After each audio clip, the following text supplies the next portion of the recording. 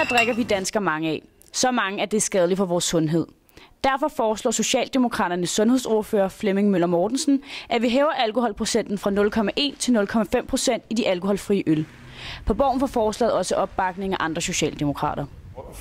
Baggrunden for det er jo, at danskerne drikker meget alkohol. Der er mange i Danmark, der drikker for meget alkohol.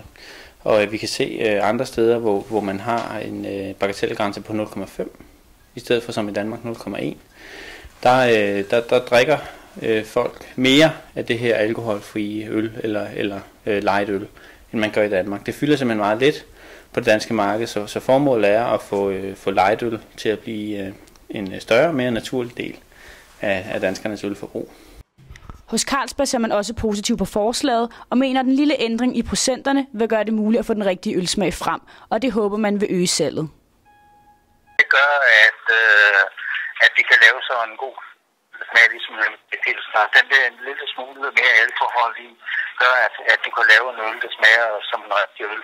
Og den anden ting er, at vi kan se i de andre lande rundt omkring os, hvor man har den grænse, der laver produkterne, de udgør en meget, meget større andel af det totale salg.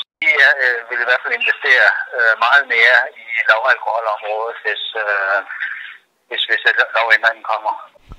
Men ændring af procenterne kan også give problemer og sende forkerte signaler. Det mener man hos Dansk Folkeparti. Alkoholfri, det er alkoholfri, så skal man i hvert fald sige, at det skal måske være en super light eller en light øl, frem for at det er en alkoholfri øl. Ellers sender man et forkert signal også i forhold til mennesker, der måske drikker flere af de her øl, og så er på antabus og ikke kan tåle det. Det er jo derfor, den i dag ligger på 0,1. Hvis man er på antabus, så kan man måske godt blive rigtig, rigtig syg af at drikke øl med 0,5% alkohol. Og det skal vi selvfølgelig have diskuteret. Det problem skal selvfølgelig løses, og der skal være en klokkeklar løsning, hvis vi skal fremsætte det her som et konkret lovforslag. Og en løsningsmulighed kunne være en mærkningsordning måske. På bodegaen Den Gyldne Blonde i Valby er man dog heller ikke helt overbevist om, at en alkoholfri øl med 0,5% kunne være et godt alternativ til den almindelige øl. Kunne du finde på at drikke den her øl med 0,5% alkohol, hvis den smagte lige så godt som en normal øl? Nej. Og hvorfor ikke? Fordi grunden til, at man drikker, det er jo lidt at blive fuld. Kunne du finde på så at drikke den her alkoholfri øl frem for den normale øl?